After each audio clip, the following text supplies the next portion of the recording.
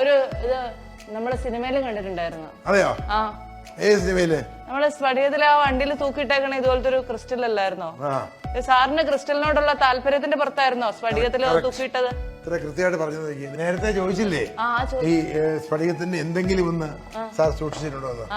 തൽക്കാലം ഇപ്പൊ വീട്ടിലുള്ള ഏക സാധനം ഇതാണ്. ആണോ? ഇതാ സിനിമയിൽ ഉണ്ടായിരുന്നത് തന്നെയാണോ? അത് അത് തന്നെയാണല്ലേ?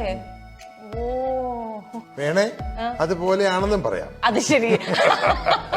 ഓ, വേണമെങ്കിൽ ഇത് പ്യുവർ ക്രിസ്റ്റലാണ്, മറ്റേത് മറ്റെന്തോ ഉഡായിപ്പ് ക്രിസ്റ്റലാണ്. ഹാൻഡ് മെയ്ഡ്, ആണോ? ഹാൻഡ് മെയ്ഡ് സ്റ്റെയിൻ ഗ്ലാസ് വർക്കാണ്. ഇത് എവിടെ ചേച്ചിയപ്പോ? കണ്ടില്ലേ എല്ലാം സ്റ്റെയിൻ ഗ്ലാസ്. ഇതൊക്കെ സ്റ്റെയിൻ ഗ്ലാസ് വർക്കുകളാണ്, പെയിന്റിംഗ് അല്ലെന്ന്. പെയിന്റിംഗ് അല്ലേ? ഞാനിത് ആദ്യം വിചാരിച്ചു പെയിന്റിംഗ് ആണ്. അല്ലല്ല, ഇതൊക്കെ ലെഡ് വർക്ക്സുകളാണ്. ലെഡില്ലേ, ലെഡില് അതിനകത്ത് ഈ ഐഡിയ ഒക്കെ എവിടെ ഗ്ലാസുകൾ. ഈ ഐഡിയ ഒക്കെ എവിടെ കിട്ടിയേ? നേരത്തെ സിനിമയുടെ കാര്യം ചോദിച്ചോളൂ. അതിന് കാരണമുണ്ട്. അത് അപ്പുറത്ത് ഇതാണ് കിഴക്ക്. ആ കിഴക്ക് സൂര്യൻ അവിടെ നമുക്ക് ഉദിച്ചു. ഇത് ഞങ്ങളുടെ വീടിന്റെ തലയ്ക്ക് മുകളിൽ കൂടെ അങ്ങനെ നേരെ അപ്പുറത്ത് പടിഞ്ഞാറ് സെറ്റിലാവും.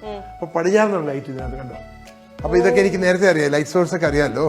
ആ ലൈറ്റ് സോഴ്സ് ഒക്കെ കണ്ടോണ്ടോ ഇതെല്ലാം? അതുകൊണ്ടാണ് നമുക്ക് ഈ വീട്ടിലേക്ക് കയറി കഴിഞ്ഞാൽ ലൈറ്റിന്റെ ആവശ്യം. എപ്പോഴും പ്രകാശം, ഫുൾ നല്ല പ്രകാശത്തിലാണ് ഒരു വീട്ടിലെ ഏറ്റവും ആവശ്യം ശുദ്ധവായുവും പ്രകാശവുമാണ്. പിന്നെ ഈ വീട്ടിൽ ഏറ്റവും കൂടുതൽ കാണാൻ സാധിക്കുന്നത് ക്രിസ്റ്റലുകളാണ്. എങ്ങോട്ട് നോക്കിയാലും നമുക്ക് ക്രിസ്റ്റലുകൾ കാണാം. സാറിന്റെ മക്കളുടെ പിള്ളേരൊക്കെ വരുമ്പോഴത്തേക്കും ടെൻഷൻ ഉണ്ടാവാറുണ്ടോ? ഇല്ല, നല്ല മക്കളല്ലേ, അറിയാം. അതൊക്കെ നല്ല നല്ല സാധനങ്ങളാണ്. ഇതൊന്നും ഒരിക്കലും പൊട്ടിപ്പോയാൽ തിരിച്ച് വിലയ്ക്ക് മേടിക്കാൻ കിട്ടത്തില്ലാത്തതാണെന്ന് അവർക്ക് നല്ല ബോധ്യമുണ്ട്. പ്രത്യേകിച്ച് പെൺപിള്ളേരാ, ആണുങ്ങളല്ല. അതുകൊണ്ട് നല്ല ബോധ്യമുണ്ട്. നല്ല ബോധ്യമുണ്ട്. ഇതെന്താ സാർ? ഇതൊരു 100 വർഷം പഴക്കമുള്ള ഒരു ജ്യൂസ് ഗ്ലാസ്സാണ്. എൻ്റെ വൈഫിന്റെ ഗ്രാൻഡ് ഫാദറിന്റെ അവിടെ നിന്ന് കണ്ടുന്ന പുള്ളിക്കാരത്തി കൊണ്ടുവന്നതാണ്. ഓരോ വർഷം പഴക്കമുള്ളതാണെന്നറിയോ? ഈശോയുടെ കുരിശുമരണത്തിന്റെ ഡിപ്പിക്ഷനാണ്. ഇതൊക്കെ നമ്മളെ ചെയ്യിപ്പിച്ചാണോ? ഇതൊക്കെ ഇത് ആരോ എനിക്ക് ബോംബെന്ന് ഒരു ഫാമിലി ഗിഫ്റ്റ് തന്നതാണ്. അങ്ങനെ നമ്മൾ അപ്സ്റ്റെയറിലെത്തി. ഇതാണ് ഞങ്ങളുടെ എന്റെ ഡിസ്കഷനും റൈറ്റിങ്ങും കേട്ട് ഇരിക്കുന്ന ഒരു സ്ഥലം. എന്റെ അമ്മേ, ഭയങ്കര വ്യൂ ആണ് ഇവിടെ അല്ലേ?